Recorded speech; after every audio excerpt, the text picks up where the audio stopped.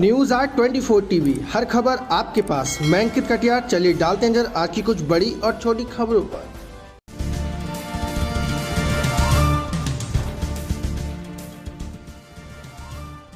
किसानों के आंदोलन पर आज भी पूरी नहीं हुई सुनवाई। सीजीआई ने कहा किसी उद्देश्य के लिए होता है धरना, समाधान निकालने की जरूरत। धरना जारी रख सकते हैं किसान, लेकिन बातचीत जरूरी। सरकार कानून लागू न करने का दे आश्वासन तो वैकेशन बेंच सुन सकती है किसानों का पक्ष। कैलाश विजयवर्गीय का बड़ा खुलासा, कहा कमलनाथ सरकार गिराने में पीएम मोदी की थी महत्वपूर्ण भूमिका, धर्मेंद्र प्रधान ने नहीं निभाई भूमिका। गृह मंत्री अमित शाह के बंगाल दौरे को लेकर खास तैयारी, सुरक्षा में लगे जवानों की बढ़ाई गई संख्या, भीड़ के बीच मौजूद रहेंगे सादी वर्दी में जवान। अमित शाह 19 और 20 दिसंबर को बंगाल दौरे पर रहेंगे।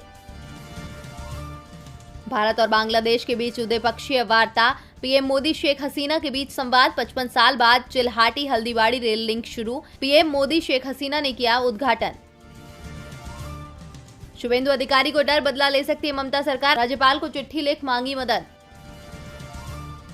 संसदीय समिति की बैठक से राहुल गांधी के वॉकआउट से भड़के हरदीपुरी, ट्वीट करके राहुल पर साधा निशाना, कहा भारत की जीत की वर्षगांठ के अवसर की गंभीरता को छोड़कर अन्य चीजों में व्यस्त थे राहुल। यूथ कांग्रेस में राहुल गांधी मॉडल की होगी विदाई, फिर से लागू होगा हाइब्रिड पैटर्न।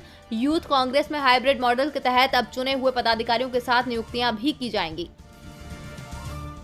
हिमाचल प्रदेश में पंचायत चुनाव 2020-21 की सरगर्मियां तेज, कांगड़ा में 742 पंचायतों की मतदाता सूची जारी, 42 पंचायतों की मतदाता सूची का काम भी पूरा। 18 दिसंबर तक जारी हो जाएंगी सभी पंचायतों की मतदाता सूचियां। केजरीवाल के घर के बाहर धरने पर हाईकोर्ट ने जताई नाराजगी, कहा रिहायशी क्षेत्रों में विरोध प्रदर्शन कर गलत मिसाल पेश नहीं करें।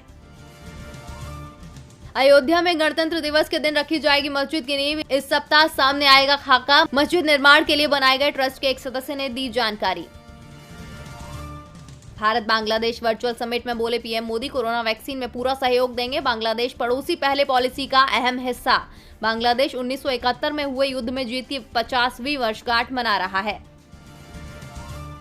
3 महीने में दूसरी बार पाकिस्तान ने चीन से कर्ज लेकर सऊदी अरब का उधार चुकाया, अब भी $1 अरब बकाया। तीसरी और आखिरी किस्त जनवरी में चुकाई जानी है। मॉडल माने गए साउथ कोरिया में संक्रमण के मामले बढ़े, पहली बार लॉकडाउन लगाने की नौबत आई। साउथ कोरिया में कुल 45,442 मामले आ चुके हैं सामने। बीते 24 घंटों में यहां 1078 नए मरीज मिले हैं।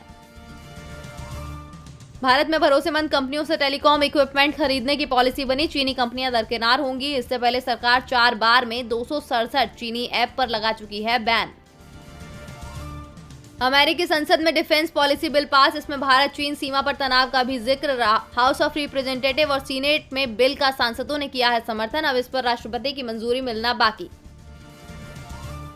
पूंजी डालने के लिए इंडसइंड बैंक के प्रमोटर्स को मिली 1 महीने की मोहलत, ये समय 2695 करोड़ रुपए के वारंट को इक्विटी में बदलने के लिए दिया गया है।